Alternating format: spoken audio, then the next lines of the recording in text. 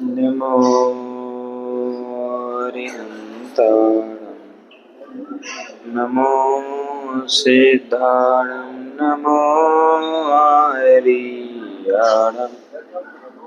नमो वज्रायाणं नमो लोये शोभसाहुरम्। मेरे पवित्र मन में गुरुदेव आओ, मैं शास्त्र वाचन करूं, प्रतिभा जगाओ। अरिहंत भाषित सभी श्रुत देवताओ, क्या बोले नाम मुझे तुम ही बताओ, क्या बोले नाम मुझे तुम ही बताओ। मुत्तूर्ण कुड़ल भावम निम्मल हृदयेन चरदिजो समणो, अच्चो धम्मं तय्यो तस्सु संबधिनीयमेण। इस मुनि पद के सम्मुख जग के, इस मुनि पद के सम्मुख जग के सारे पद फीके, सुर चक्रियन सबको लगते मुनि पद ही नीके। सदा और सर्वत्र निरापद, सदा और सर्वत्र निरापद, पद आपद हर हो। मेरा अंतिम मरण समाधि तेरे दर पर हो, तेरी छत्र छाया भग मेरे सिर पर हो। मेरा अंतिम मरण समाधि। अनंत अनंत सिद्ध पंच परमेष्टि भगवान की परम पूज्य कैवल्य कमलापति सप्त भय भंजक त्रिभुवन मनोग मूल नायक श्री मुनि सुव्रत नाथ भगवान की परम पूज्य दादा गुरुदेव श्री विराग सागर जी महाराज की, संयम प्राण प्रदाता गुरुदेव विशुद्ध विभव सागर जी महाराज की, परम पूज्य विभास्वर सागर जी महाराज की, उत्तम आर्जव धर्म की, अहिंसामयी विश्व धर्म की, परम वंदनीय यूनिवर्सिटी योग सागर जी महाराज की, महाराज की, महाराज की।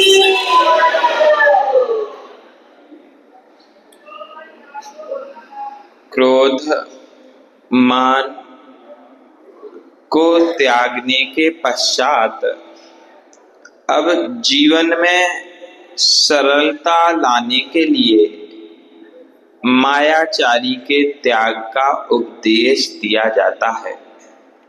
आज का यह आर्जव धर्म अपनी सहजता और सरलता को प्रकटित करने का दिन है। यह आर्जव धर्म वास्तव में जितने अंशों में हमारे जीवन में प्रकट होता है, उतने अंशों में हमारा जीवन सुंदर से सुंदरतम बनता चला जाता है। आचार्य ने कहा है, मुत्तूर्ण कुड़िल भावम, जो मन में कुटिलता के भाव होते हैं, उन भावों को निर्मल हृदयेन, निम्मल हृदयेन, निर्मल हृदय के द्वारा जो आचरण करता है, चरति जो समणो, कौन? श्रमण, मुनि, श्रावक नहीं।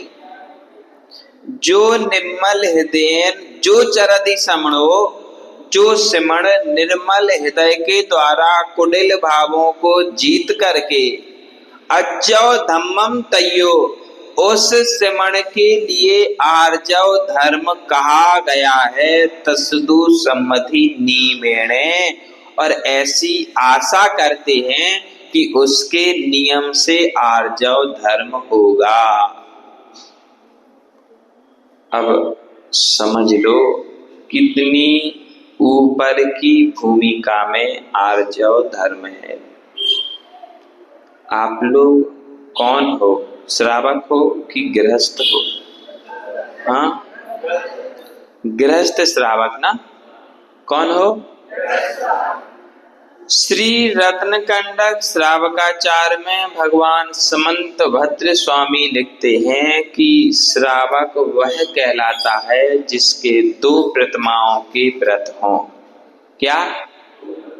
पहली दर्शन प्रतिमा और दूसरी व्रत प्रतिमा, जो शुद्ध मुनियों के सदृश शुद्ध भोजन करता हो, शुद्धि का पालन करता हो, 4 शिक्षा व्रत, 5 पापों का त्याग, 3 गुण व्रत, 4 शिक्षा व्रत, इनका पालन करता हो, वह तो श्रावक है। शेष सभी बोलो तो। अब कौन हो आप लोग? अभी मुनियों के लिए उपदेश दिया गया, फिर श्रावकों की चर्चा की गई, लेकिन आप तो कुछ और ही निकले। कुछ देर पहले बोल रहे थे हम लोग गृहस्थ श्रावक हैं। क्या? अब परिभाषा तो बदल गई, तो आप लोग बदलोगे कि नहीं? हाँ, पक्का बदलोगे? बोलो तो। इसका मतलब यह है कि पूरी सभा 2-2 प्रतिमाओं के व्रत लेगी। हाँ, देखो भाई, सोच लेना, समझ लेना, श्रावक बनने के बाद असंख्यात कर्मों की निर्जरा एक समय में। क्या जय कुमार जी?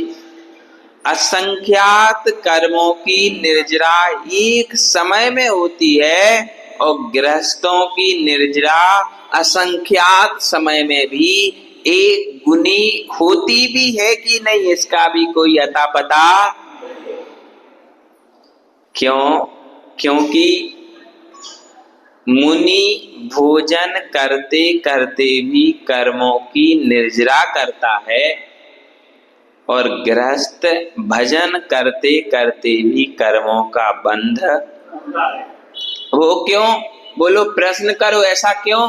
बोले आप मुनि हो तो अपनी बड़वाई कर रहे होगे, है कि नहीं? अपनी कौन बुराई करता? और हम गृहस्थ हैं, सो आप हमारे लिए तो उल्टा सीधा। बोलो तो। कहोगे भाई, हमें तो, हम प्रवचन सुनने जो आ गए, तो जो मन में आए कहो। इसके लिए प्रति प्रश्न करने पर प्रति उत्तर देते हैं कि जब मुनि भोजन करने के लिए जाते हैं तो प्रथम राग और द्वेष का त्याग करके, क्या? राग और द्वेष का त्याग करके, मुद्रा को धारण करके, निर्मल परिणामों के साथ, जहां पर भक्ति भाव से कोई पड़गाएगा उसके द्वार पर, इतना भी नहीं तो विधि ले लेते कि कोई ऐसी विधि मिलेगी तो उसके घर, और इतना भी नहीं तो मेरी इच्छा जहां होगी, मेरी इच्छा से जहां पड़गान होगा, मैं उसके घर भोजन करने। फिर क्या खाएंगे? हाँ, जो बना सब, जो बना सब। तो बोले कि नहीं, उसमें भी सरस भोजन में भी जो 1-2 रसों को छोड़ करके, कोई नीरस, कोई 1-2 रसों को छोड़ करके भोजन करते हैं, जितना बनाया उतना नहीं खाते। क्या? जितना बनाया उतना नहीं खाते, उसमें से भी कुछ चुनिंदा वस्तुओं को लेते हैं कि इससे मेरे उदर की पूर्ति हो जाए। माताएं कहती हैं महाराज जो बनाया थोड़ा थोड़ा तो बोलो। झुमके वाले क्या बोलते थे, इनके घर गए हम सागर मल जी के घर, तो बोले जो बनाया वो तो लेना ही पड़े। हमने कहा कोई जबरदस्ती है क्या? बोले हमने बनाया है। तो हमने कुछ नहीं कहा, हमने कहा एक आध बार और कहने दो। अब मौन रहता वहां, कुछ कह नहीं सकते, और इशारा करो तो समझते नहीं है, समझ भी जाए तो वैसा बोलते नहीं है। क्यों कहना अपने मन के? बोले जो बनाया वो लेना पड़ेगा। हमने कहा अच्छा जबरदस्ती, तुम आओ हमारे पास में। हमने एक बार आंख दिखाई तो थोड़े से पीछे हो गए, और थोड़ा ज्यादा शोधने लगे तो पीछे ही चले। बोले कुछ आ जाएगा हमको बाहर। कहने का तात्पर्य यह है कि भोजन में निर्जरा क्यों होती है, उसका कारण है भोजन जीवन के लिए नहीं, जीवन चलाने के लिए भोजन किया जाता है। स्वादु बनकर नहीं, साधु बनकर के खाया जाता है, इसलिए निर्जरा होती है। और स्वादु बनकर के भोजन किया जाता है, इसलिए कर्मों का बंध होता है। समझना, अभी 10 लक्षण चल रहे हैं। कैसा भोजन करोगे बोलो तो? अच्छा ये बताओ, इन 10 दिनों में जो एकासन उपास करते, उनकी श्रीमती उनसे कुछ कहती क्या बोलो तो? कहती क्या? अच्छे से आव भगत करके भोजन कराती कि नहीं? सम्मान पूर्वक आसन देती कि नहीं? बोलो तो? नहीं देती क्या? देते हो कि नहीं? देख लो 10 दिनों का चमत्कार, तुम्हारे त्याग और तप की महिमा। यदि तुमने 10 लक्षण धर्मों को अपनाया है तो श्रीमती जो रोज बातें सुना करके भोजन कराती थी, वो आज तुम्हें भजन सुना करके भोजन करा रही है। यदि तुम वास्तव में सिमण बन जाओ तो विचार करना। यदि हम वास्तव में श्रवण बन जाएं तो फिर हमारा क्या सम्मान होगा, और सम्मान के लिए श्रवण बनोगे तो सम्मान आत्मा की उपलब्धि के लिए बना जाता है। मोक्ष जाने के लिए दीक्षा ली जाती है। स्वर्ग तो रास्ते में बोलो तो मिल जाते तो चले जाते, भाई बुराई नहीं है, लेकिन जाना तो, इसलिए खाना तो नीरस भोजन ही है, लेकिन उसमें भी रस मिल जाते हैं तो खा लेते हैं, उसमें इच्छा कोई भी। यदि ऐसा है, एक गिलास हाथ में रहता, एक गिलास सामने वाले के हाथ में रहता, और एक गिलास मुख में रहता, बराबर? जब अपन भोजन करते तब ऐसा होता, एक रोटी का कौर हाथ में, एक रोटी का गिलास मुख में, और एक रोटी थाली में, ऐसे ही रहता ना? पता रहता कि हमें रोटी खा लेंगे, बोलो पता रहता कि नहीं? और कोई पूछे और कितनी खाओगे तो बता देते कि नहीं कि 2 3 4 1 खाएंगे या बिल्कुल नहीं खाएंगे, बता देते कि नहीं?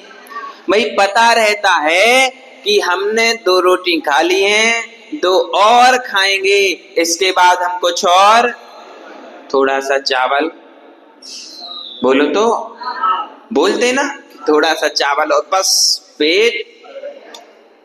लेकिन हमारे साथ उल्टी व्यवस्था है। हमें यही नहीं पता रहता कि जो गिलास हमने मुख में रख लिया है वो कंठ के नीचे जाएगा कि नहीं जाएगा। यदि हाथ में बाल आ गया तो मुंह का भी थूकना। बस यही कारण है कि आगे की व्यवस्था नहीं होती और पीछे की व्यवस्था को भी त्याग देते हैं, फिर भी भोजन करने के लिए जाते हैं तो भोजन करते करते भी निर्जरा होती है। और हमारी भजन करते करते भी कर्मों का बंध वो क्यों होता? उसका कारण यह है कि जब हम मंदिर में बैठ करके भगवान की भक्ति करते हैं, पूजा करते हैं, अर्चना करते हैं, आरती करते हैं, तो बाजू वालों को देख के आरती उसको नहीं देते, बाजू वाले को दे देते। करते कि नहीं? यदि सामने वाला हाथ किए आरती, लेकिन नहीं, उससे हमारी बनती नहीं तो उसको आरती। अब सोचो कि आरती करते करते हम क्या कर रहे हैं। हमें पता है कि हमारी पड़ोसन आ गई, उसको भी हमारे बाजू में ही बैठना है पूजा के लिए, लेकिन कल हमारी उससे खटपट हो गई थी तो आज हम उससे बैठने नहीं देंगे। थोड़ा सा पानी लिया कलश का और बोले भीग गई, अरे आओ ना, गीला हो गया, हम पहुंचे देते, अब पूछवाएगा क्या? इस प्रकार से जो हम मायाचारी करते हैं, इसका कारण है कि हमें संसार में भटकना, संसार में कष्टों को भोगना पड़ता है। मुत्तूल कुटिल भावम, सभी प्रकार के कुटिल भावों का त्याग करना पड़ेगा, कुटिल भावों का त्याग करना पड़ेगा। उसके ही अज्जव धम्मम तयो, उसके यहाँ आर्जव धर्म की उपलब्धि। यह आर्जव धर्म कोई बच्चों का खेल नहीं है, जो हमारे कपट न कीजिए कोई, चोरन के पुरना, सरल स्वभावी हो ताके घर। ओम सिया जो धर्मंगाय अर्घम निर्पामती। हो गई पूजा। क्या हो गई? क्या समझे? बोले आज तीसरा दिन है, आज के धर्म की पूजा करनी है, आज के धर्म का अर्घ चढ़ाना है, उसके बाद अपने घर पे जाकर के एक आसन या उपवास। उसके भीतर की भाव भासना को समझना पड़ेगा कि कपट का त्याग करने के बाद जो निष्कपट स्थिति बनती है, उस निष्कपट स्थिति में आर्जव धर्म का निवास होता है। और इस आर्जव धर्म के निवास में ही धर्म को मनाने की सार्थकता होती है। यह धर्म आत्मा को परमात्मा बनाने का उपक्रम है। जिसकी आत्मा में अभी कष्ट हैं, जो दुखी हैं, जो किसी ना किसी प्रकार से संक्लेशित हैं, उनके लिए चाहिए कि वह इस धर्म की आराधना करे निर्मल मन से। योगस्या वक्रता आर्जवम, योगों का वक्र ना होना। क्या? मन, वचन, काया। सबसे पहले मन में संकल्प विकल्प आते हैं, मुझे ऐसा करना है, मुझे ऐसा करना चाहिए, यदि मैं ऐसा कर देता तो, ओहो मैं भूल गया, यदि मैं ऐसा करता तो इतना फायदा। पहले नंबर मन, फिर वचन और फिर काय की प्रवृत्ति होती है। आचार्यों ने कहा मन मैला तन उजला। क्या? मन मैला तन उजरा या बगुला की टेक। क्या करता बगुला?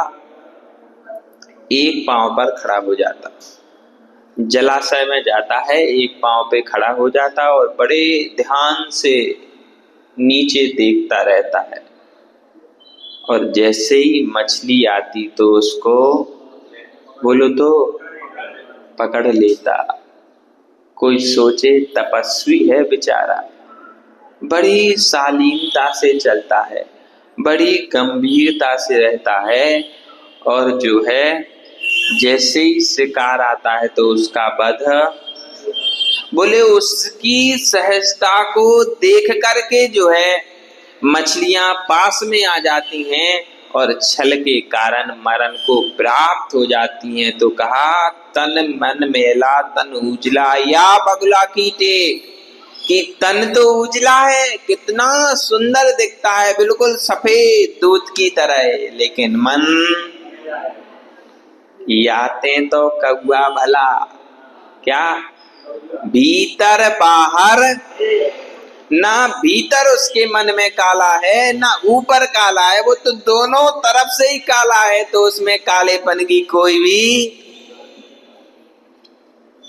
बहुत छोटे थे तब डाकू खड़क सिंह की कहानी पढ़ी।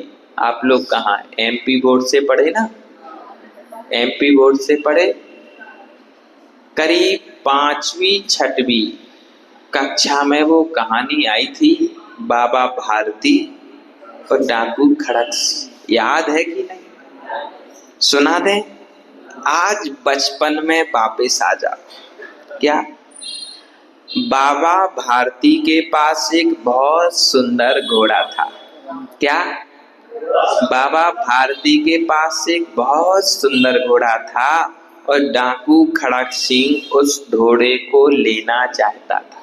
क्या करें, बाबा भारती ऐसे तो देगा नहीं, चोरी करना पड़ेगी। चुराने के लिए गया तो बाबा भारती बैरागी व्यक्ति थे, वो रात को सोई नहीं, जैसे थोड़ी सी आवाज सुनी तो बाहर निकल के आ गए। डाकू भाग गया, चोरी नहीं कर पाई। अब क्या किया जाए?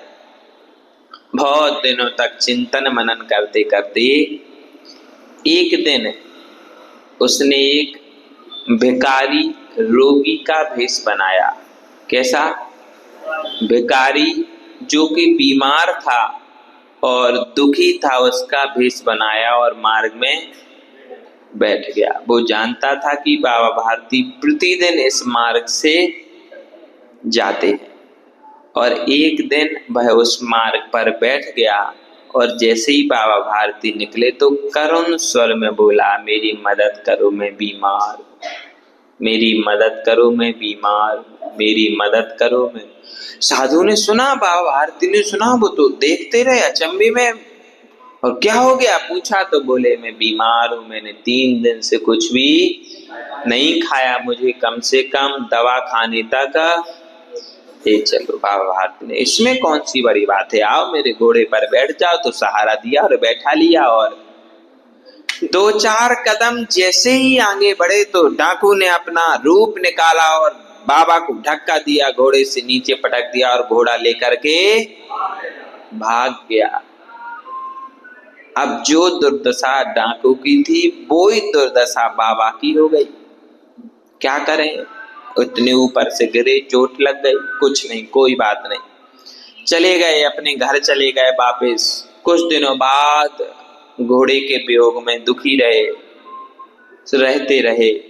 एक दिन पुनः उन्हें वो डाकू खड़क सिंह मिला और मिला तो उन्होंने कहा, क्यों बाबा अब कैसा लग रहा, तुम्हारे पास घोड़ा नहीं है? बोले, बहुत अच्छा लग रहा, अभी घोड़े की परवरिश करनी पड़ती थी तो थोड़ा विकल्प रहता था, अब उस विकल्प से भी मुक्त हो गए, लेकिन एक विकल्प है, तुमसे कहूं क्या? तो उन्होंने कहा, कहिए। बोले, तुमसे एक प्रार्थना करता हूं, नम्र निवेदन करता हूं कि तुम किसी को बताओगे कि घोड़ा तुम्हें कैसे मिला तो ये मत कहना कि मैंने बीमार रोगी व्यक्ति का भेष बनाया था। बोले, क्यों? वह इसलिए नहीं कहना क्योंकि फिर आगामी समय में कोई भी बीमार और गरीबों की मदद नहीं करेगा, सबकी श्रद्धा उठ जाएगी, इसलिए तुम ऐसा किसी से नहीं कहना। तुम यूं कहना कि मैंने बाबा से घोड़ा मांगा और बाबा भारती ने मुझे घोड़ा दे दिया। कहानी बहुत छोटी थी, शिक्षा बहुत बड़ी थी कि हम ऐसे काम ना करें जिनसे किसी की श्रद्धा गुण की चोरी। गुरुदेव विभव सागर जी महाराज सदैव एक बात कहते हैं, बेटा मुनि बने हो तो मुनि में गिरी नहीं करना। मैंने पूछा, क्यों गुरुजी? बोले, इसलिए नहीं करना, जो ये समाज है तुम्हें मुनित्व में देखती है और तुम मुनि बने से हटके कोई काम करोगे तो तुम्हें चोरी करने का दोष लगेगा। मैंने पूछा, कैसे गुरुजी? तो उन्होंने कहा कि जिनके ऊपर तुम्हारी श्रद्धा है, उस श्रद्धा को तुमने दूसरे उल्टे काम करके खत्म कर दिया, तो सामने वाले की श्रद्धा गुण की चोरी हो गई। बुरा लगता ना जब कोई बुरी बात सुनते, बेटे से जो आशा ना हो बेटा वह कर दे तो माँ कैसे बोलती, आहा तुमसे उम्मीद नहीं थी। मतलब क्या कि तुमने मेरे विश्वास को तोड़ मेरे श्रद्धा गुण की। इसलिए ऐसे काम करना कि परिवार में, घर में, समाज में, गांव में, देश में आप किसी की श्रद्धा गुण की चोरी, और जब तक मायाचारी मोतूड़ कुड़िल भावम, जब तक कुड़िल भावों का अभाव नहीं होगा तब तक श्रद्धा गुण की चोरी से आप बच सकते नहीं हो। इसीलिए चाहिए कि हम सदैव आर्जव धर्म को अंगीकार करते रहें। जो चिंते जय ना बक्कम कुणदी बक्कम ना जंपदे बक्कम।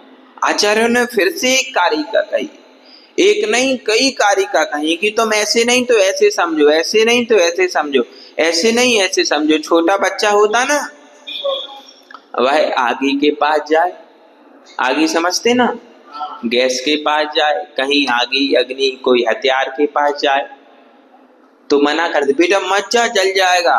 क्या बोलते, बेटा मत जाओ जल जाओगे, बेटा मत जाओ जल जाओगे। तब भी बेटा नहीं मानते तो माँ क्या करती, थोड़ी अग्नि की आंच के पास उसका हाथ, जबरदस्ती थोड़ी सी आंच, ज्यादा नहीं थोड़ी सी, जैसे ही वो जलता तो पीछे। अब दूसरी बार नहीं कहना पड़ेगा कि बेटा अग्नि के पास, एक बार की शिक्षा जीवन भर के काम। बस ऐसे ही आचार्य कहना चाहते हैं कि जो मुनि, श्रावकों की तो चर्चा ही नहीं, जो मुनि कुटिल विचार नहीं करता, कुटिल कार्य नहीं करता, ना वक्कम ना हेति गोवती ही दोषा मज्जा धमम तवयो, उस मुनि के लिए अपना दोष भी नहीं छिपाता। नहीं तो क्या, अपना दोष छिपा देना और दूसरे का दोष बोलो तो बता देना, दूसरे की तो ये मायाचारी हो गई। और इससे भी बचने के लिए जो है इस प्रकार का उपक्रम करना पड़ता है। प्रियात्मन, आजकल समाज में सबसे बड़ी विकृति लव जिहाद चल रही। क्या, कौन सी, लव जिहाद।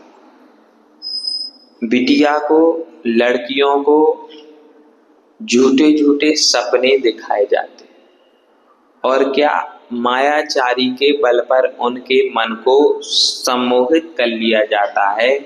फिर कैसी कैसी दुर्गति नहीं होती, उसको यदि कहा जाए तो रोए खड़े हो जाएं, आत्मा कांपने लगे। ऐसी परिस्थितियों में बचकर भी बिटिया का कल्याण, और सबसे ज्यादा यदि किसी की बिटियां दिग्भ्रम होती हैं तो वो हैं, बोलो तो, हाँ, जैन समाज की क्यों है? कभी विचार नहीं किया? बोलो तो, अरे ऐसे शांत बैठ गए, कोई बुराई हो गई क्या हमसे? विचार नहीं किया? विचार करने की जरूरत है, क्योंकि तुम्हारी लड़की तुम्हारी समाज का, तुम्हारे परिवार का, तुम्हारे वंश का एक इकलौता चिराग है। ये चिराग नहीं है, चिराग है बिटिया। क्योंकि जब तक बिटिया नहीं होगी तब तक वंश की वृद्धि होने वाली नहीं है। और बिटिया की भूल पूरी समाज की भूल है, माता पिता की भूल है और पूरी संस्था की भूल है। इसलिए चाहिए कि जब छोटी सी बिटिया होती ना तो उसके लिए संस्कारों में गढ़ो। ये जितने भी लब्धियादी लोग हैं, ये लोग पहले से पूरी साजिश करके रखे हैं। ये लोग पहले से पूरा सब कुछ तैयार करके रखते हैं, और जब इनके घर विवाह निकाह की पद्धति से बिटिया पहुंच जाती है तो इनको मंदिरों मस्जिदों में लाखों रुपए मिलते हैं। क्या? जितनी ऊंची जात की लड़की होगी उतना पैसा मिलेगा। आज धर्म के भीतर इस चर्चा को इसीलिए रखना पड़ रहा है कि जाग जाओ। क्या? अड़ोस में पड़ोस में ऐसा नहीं कहना कि हमारी नहीं भगी, हमारी तो शादी हो गई अच्छे से, या हमारी ऐसी है नहीं। ऐसी किसी की भी नहीं होती, और किसी ना किसी की ऐसी तो बोलो, किसी ना किसी की तो भागती की नहीं भागती, समाज तो बदनाम होती की नहीं। इसीलिए समझना कि अड़ोस की भी, पड़ोस की भी, और आमने वाले की, सामने वाले की, और समाज की, मैं हर किसी पर नजर रखूं और हर किसी की सुरक्षा के लिए तैयार रहूं, क्योंकि उसकी सुरक्षा मेरी सुरक्षा, बोलो, उसकी सुरक्षा मेरी सुरक्षा है, और मेरा ध्यान रखना पूरी समाज का, धर्म का ध्यान रखना है। जितने जितने अंशों में यह घटनाएं बढ़ेंगी, हम लोग बांसवाड़ा में थे, बोले 1 वर्ष के अंदर 2200 लड़कियां भागी, जिनमें से 600 जैन समाज की थी। क्या? आते हैं लोग सब कुछ बता देते, ऐसा नहीं कि महाराजों को कोई जानकारी नहीं होती। हम लोग राजस्थान में थे और भी जहां जहां गए वहां का रेशियो, बोले महाराज आज सनावद गए थे, इसके पास बता रहे थे कि बोले महाराज ऐसी कई लड़कियां हैं जिनके संपर्क आदर समाज के साथ हैं, और बोलो तो समस्या, बोले माता पिता कुछ बोलते ही नहीं। कहने का तात्पर्य यह है कि इतने भी सरल मत हो जाओ कि तुम्हें अपने घर के बारे में जानकारी, इसलिए बचना पड़ेगा, और बचोगे आप लोग ही। जब तक सावधान नहीं होगे तब तक बच भी। और एक अंतिम बात कहना चाहते हैं, नमन नमन में फेर है। क्या? नमन नमन में फेर है, अधिक नमे बेईमान, दगाबाज चीता चोर कमा। जितना अधिक कोई नमस्कार करता हो समझ लो धोखेबाज है, बेईमान है, कुछ दाल में कुछ है।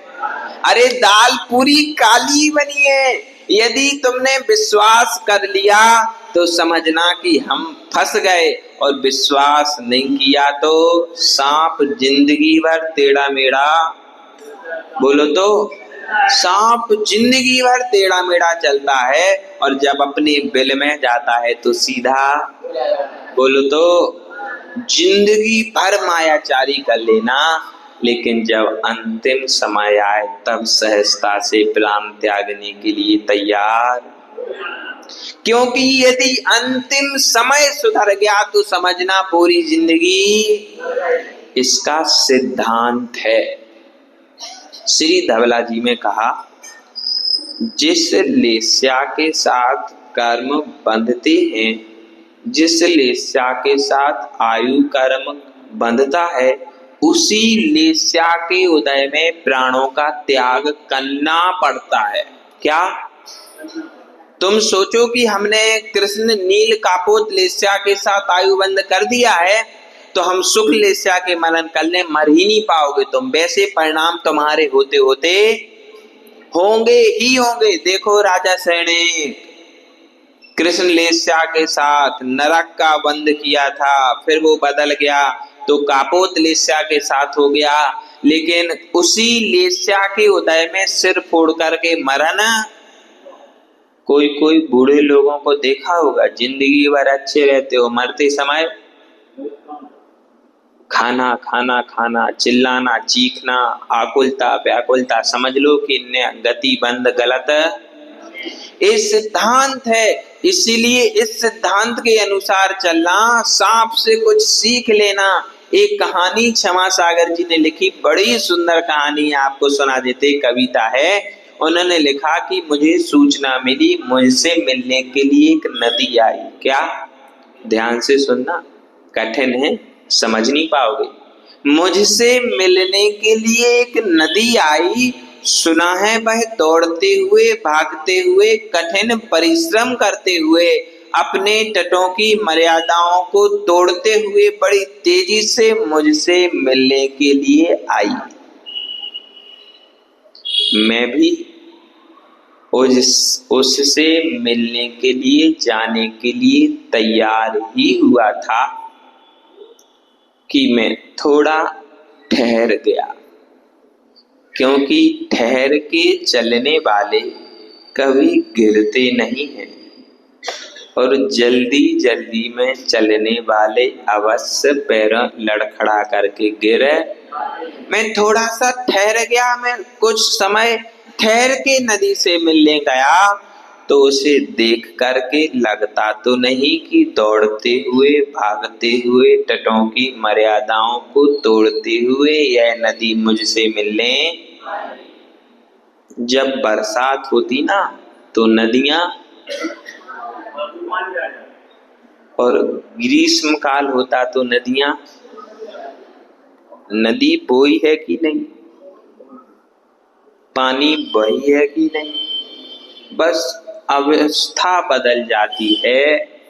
जीवन बरसात की नदी की तरह हो सकता है, तो मरण के समय ग्रीष्म काल की नदी होना ही पड़ेगा। जब तक नहीं होगे तब तक